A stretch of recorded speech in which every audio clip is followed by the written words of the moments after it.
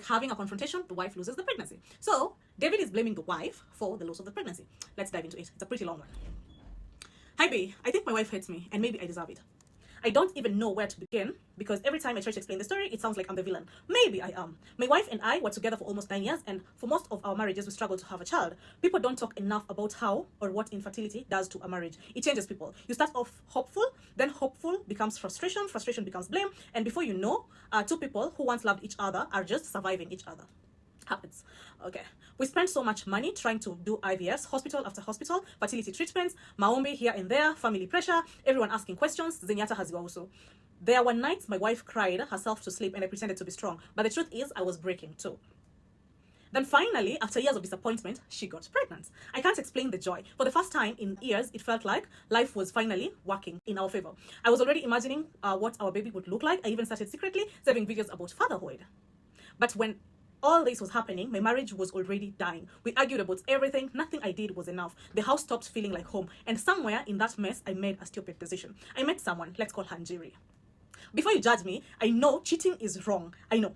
But at this time, it felt like I finally had someone who could listen to me without fighting me. It started off with conversations, then calls, then feelings, then dinners. I kept telling myself I would end it before it got serious. Makosa. But secrets don't stay hidden forever.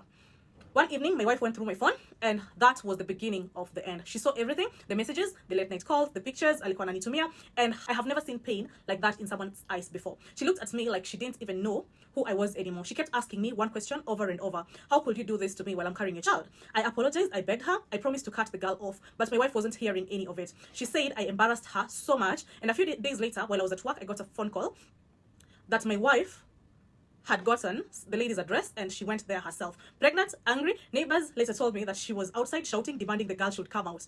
What started as shouting turned into pushing. Nobody can even explain properly what happened. All I know is my wife fell badly. By the time I got to the hospital, everything felt unreal. I kept praying, begging God, telling him I'd fix everything if he would just save my baby.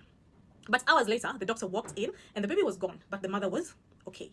I don't think I've ever had such a silence so loud. That was months ago, but my wife has never forgiven me. She says our child died because of me. Every argument ends the same way. If you had kept your legs together where they belonged, our baby will still be alive. Sometimes she cries and says she hates me. Sometimes she says I killed her happiness. And the painful part is a piece of me feels like she is right or maybe wrong, because I keep wondering, why will she even go to confront another woman while pregnant? Why put herself and the baby in danger? Now our marriage feels like a punishment. We live in the same house. We don't talk to each other. We live like strangers. And every single day I ask myself the same question. Did I destroy my family or did we both destroy the family? What do you guys think?